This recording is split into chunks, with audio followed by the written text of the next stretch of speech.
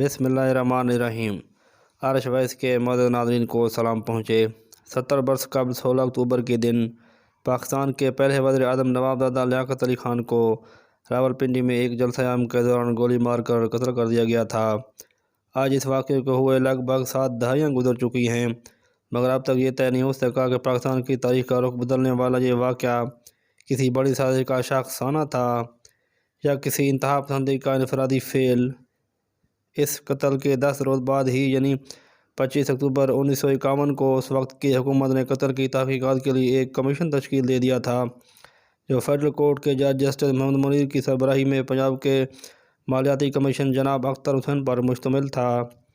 اس commission کا دائرہ کار لیاقت علی خان کے قتل کے محرکات کا پتہ چلانا نہیں، بلکہ یہ معلوم کرنا تھا کہ لیاقت علی خان کو کن حالات میں قتل کیا گیا، اس موقع پر حفاظتی اقدامات کیسے تھے، انتظامات کی کمی اور ناکامی کی ذمہ داری کس پر ہے، اور کسی ایسی تقریب میں جہاں صف اول کے قائدین موجود ہوں وہاں سیکورٹی گارڈ انتظامیہ کس نوعیت کی ہونی چاہیے۔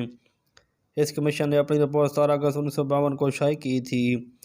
در حقیقت اس کمیشن کا دائرہ کار محض انتظامی غفلت کا جائزہ لینا تھا، جس کا نتیجہ یہ نکلا کہ پنجاب اور سرحد موجودہ صوبہ خیبر پختونخوا کے پولیس افسران قتل کی تشریح پر توجہ دینے کی بجائے غفلت کے الزامات کی صفائی پیش کرنے میں مصروف ہو گئے۔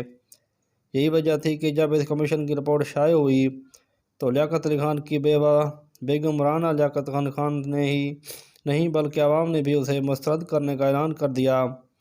اس کمیشن کی رپورٹ کی اشاعت کے 10 دن بعد 26 اگست 1952 کو پاکستان کے انسپکٹر جنرل اسپیشل پولیس نواب اعتزاز الدین کراچی سے بذریعہ ہوائی جہاز پشاور جا رہے تھے، جب طیارہ کھیوڑے کے مقام پر حادثے کا شکار ہوا۔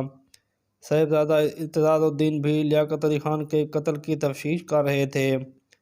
بتایا جاتا ہے کہ ان کے ساتھ اس کیس کے بعض اہم کاغذات کی فائلیں بھی تھیں، جو اس حادثے کے ساتھ ہی جل کر راکھ ہو گئیں۔